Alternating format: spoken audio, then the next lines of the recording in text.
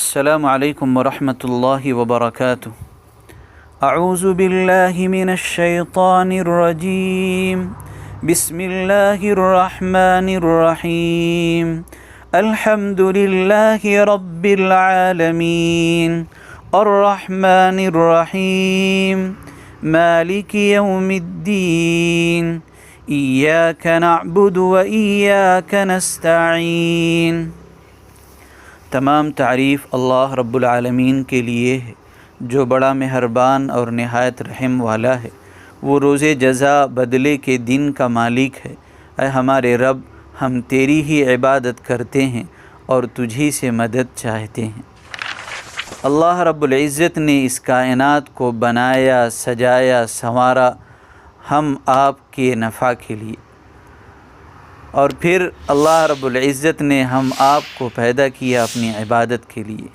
اللہ رب العزت مقصد تخلیق کو ذکر کرتے ہوئے فرماتے ہیں، وَمَا خَلَقْتُ الْجِنَّ وَالْإِنسَ إِلَّا لِيَعْبُدُونَ، میں نے انسان اور جنات کو صرف اپنی عبادت کے لیے بنایا۔ عبادت سے مقصود وہ عبادت ہے جو صفت احسان کے ساتھ ادا کی جائے۔ چنانچہ سورہ ملک میں باری تعالیٰ فرماتے ہیں، تبارک الذی بیدہ الملک وہو علی کل شیء قدیر، الذی خلق الموت والحیاۃ لیبلوکم ایکم احسن عملا۔ بابرکت ہے وہ ذات جس کے قبضے قدرت میں سارے عالم کی بادشاہت ہے، جو ہر چیز پر قادر ہے، جس نے موت اور زندگی کو پیدا کیا تاکہ تم کو آزمائے کہ تم میں سے کون حسن عمل والا ہے۔ تو عمل میں مقبول وہ عمل ہے جو جس میں حسن ہو، اور عبادت میں مقبول وہ عبادت ہے جو صفت احسان کے ساتھ کی جائے۔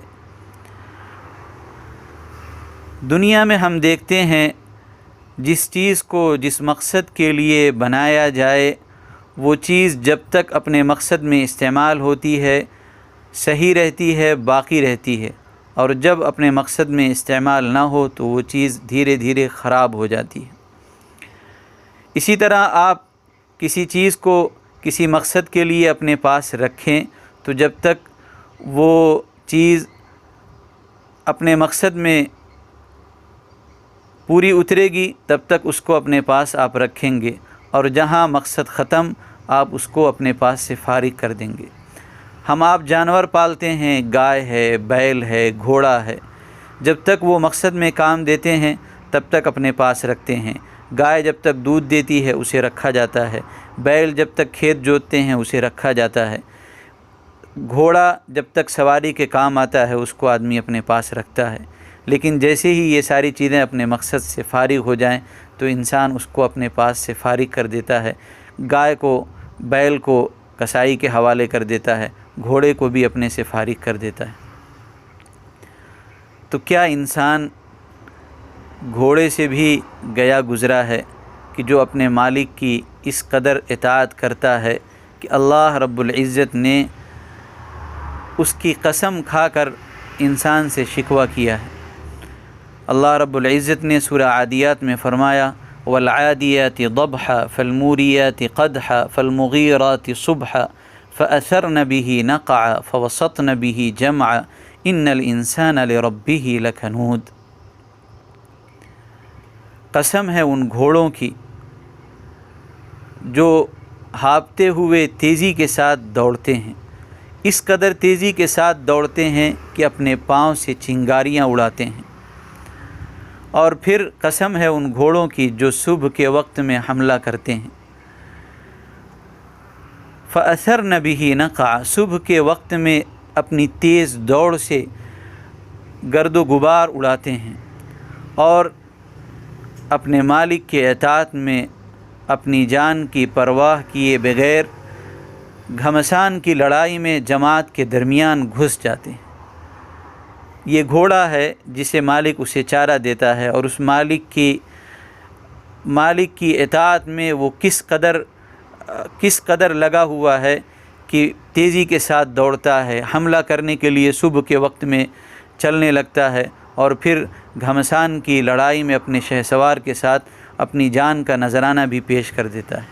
پھر اللہ رب العزت نے ہم آپ سے شکوہ کیا ان الانسان لربہ لکنود، مگر انسان تو اپنے رب کا بڑا ہی ناشکرا ہے۔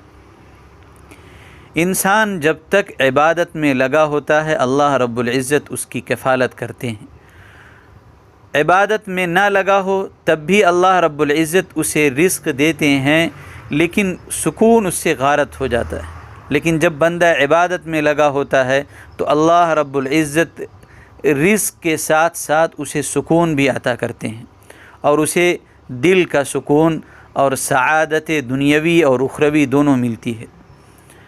حدیث قدسی میں اللہ رب العزت فرماتے ہیں، یا ابن آدم تفرغ لعبادتی املأ صدرک غنا واسد فقرک، اے ابن آدم میری عبادت کے لیے اپنے آپ کو فارغ کرو، میری عبادت کے لیے فارغ ہو۔ اگر تم میری عبادت کرو گے تو میں تمہارے سینے کو مالداری سے بھر دوں گا اور تمہاری محتاجی کو دور کر دوں گا، اور اگر ایسا نہیں کرو گے، تم بزی رہو گے، میری عبادت کے لیے اپنے آپ کو فارغ نہیں کرو گے،